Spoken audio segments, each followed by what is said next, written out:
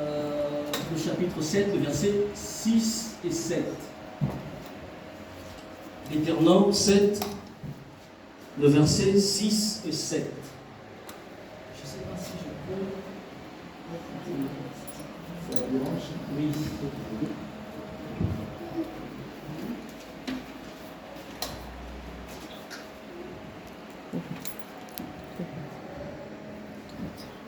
Vous y êtes, si on peut lire. Alors, je lis au nom du Seigneur Jésus-Christ. Deutéronome chapitre 7, le verset 6 et 7. Il nous est dit: car tu es un peuple saint pour l'Éternel ton Dieu. L'Éternel ton Dieu t'a choisi pour que tu fusses un peuple qui lui appartient entre tout le peuple qui sont sur la face de la terre. Ce n'est point parce que vous surpassez en nombre tout le peuple que l'Éternel s'est attaché à vous et qui vous a choisi, car vous êtes le moindre de tout le peuple. Amen. Amen. Que Dieu bénisse sa parole. Amen. Et si nous pouvons même dire un mot avant que nous puissions entrer dans la parole. Éternel Dieu, nous te bénissons une fois de plus. Seigneur Dieu, nous te supplions, toi, cher Saint-Esprit, l'enseignant par excellence, ouvre notre entendement. Seigneur Dieu Tout-Puissant, aide-nous à saisir ta pensée. Au nom divin de Jésus, nous avons ainsi prié. Amen. Amen. Amen. Amen. Bien-aimés frères et sœurs, le Seigneur m'a mis une pensée dans le cœur et comme thème, j'ai voulu retenir comme thème être choisi, loin pour combattre. Être choisi, virgule, loin pour combattre. Alors, bien-aimés frères et sœurs, nous voyons ici dans la parole que Dieu, quand il choisit une personne, ou soit quand Dieu choisit un peuple, le premier point d'abord, Dieu invite cette personne à la sainteté. Le premier point, lorsque Dieu choisit une personne, il l'invite à la sainteté. Parce que la Bible dit que Dieu est 3 fois saint. Alors Dieu ne peut pas marcher avec quelqu'un qui vit dans le désordre. Vous voyez? Et nous le voyons avec Abraham.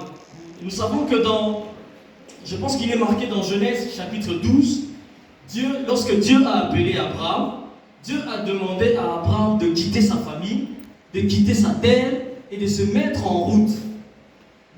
Par là, nous voyons que la sainteté exige qu'il y ait un mouvement. C'est-à-dire, on ne peut pas parler de la sainteté s'il n'y a pas de mouvement préalable. Lorsqu'on marche avec Dieu, on est obligé de marcher dans la sainteté. Et lorsqu'on marche dans la sainteté, cela implique qu'on a fait un mouvement. C'est-à-dire que on ne peut pas prétendre avoir été choisi par Dieu tout en restant dans le monde.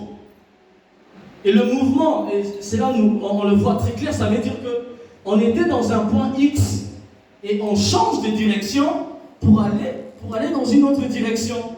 C'est ce qui s'est passé dans la vie d'Abraham, bien-aimés, frères et sœurs. Abraham était obligé de quitter sa famille, de tout laisser. Et nous savons que là où Abraham habitait, parce qu'Abraham vivait en Babylonie, et la Babylonie, on peut dire que c'était les États-Unis d'aujourd'hui. La Babylonie était très riche, voyez-vous. Donc, Abraham était obligé même de laisser tout derrière lui. La richesse qui était en Babylonie, pour obéir à la volonté des dieux. On ne peut pas marcher avec Dieu en dehors de la sainteté. Et frères et sœurs en Jésus-Christ, aujourd'hui nous avons tendance à bafouer le message de la sainteté.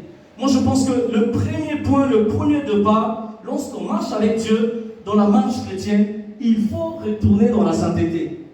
Et vous savez, dans la Bible, plutôt en hébreu biblique, lorsqu'on parle de la sainteté, on parle de Kedusha.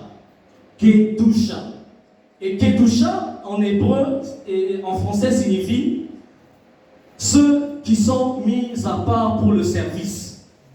Lorsqu'on parle de Kedusha en hébreu, la sainteté, et cela signifie en français ceux qui sont mis à part pour le service. Cela signifie que Dieu nous a mis à part pour son service. Bien-aimés frères et sœurs, c'est-à-dire Dieu, il nous a pris quelque part. Il nous a pris dans le monde pour que nous puissions quitter le monde, pour que nous puissions quitter nos traditions et nos coutumes, pour être à part, pour être entièrement en son service.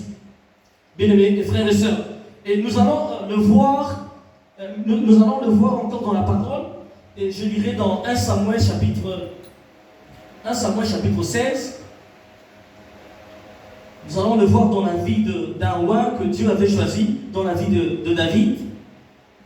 1 Samuel, je vais commencer à partir du premier verset, pour courir derrière le temps, je pourrais peut-être prendre quelques versets seulement. Je vais commencer à partir du 6e verset. Je lis dans 1 Samuel, chapitre 16, à partir du 6e verset. Mais pour la meilleure compréhension, vous pouvez peut-être lire tout le chapitre à la maison. Il nous est dit, lorsqu'ils entrèrent, il s'est dit, en voyant Eliab, certainement le roi de l'Éternel est ici devant lui. Et l'Éternel dit à Samuel, ne prends point garde à son apparence et à la hauteur de sa taille, car je l'ai rejeté.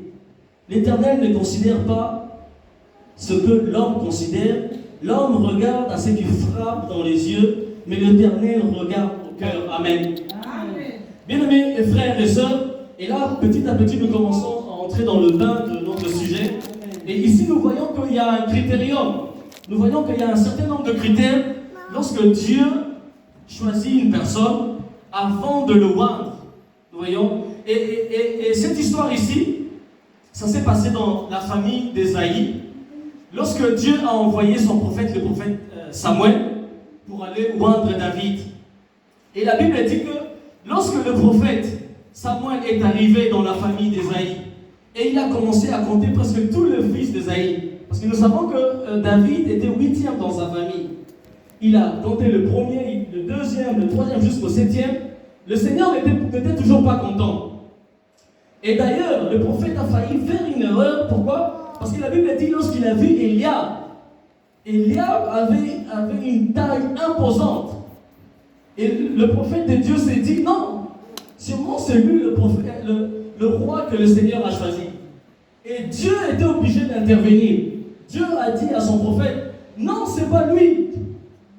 Ce n'est pas lui que je choisis pour être roi. Hein? Alléluia.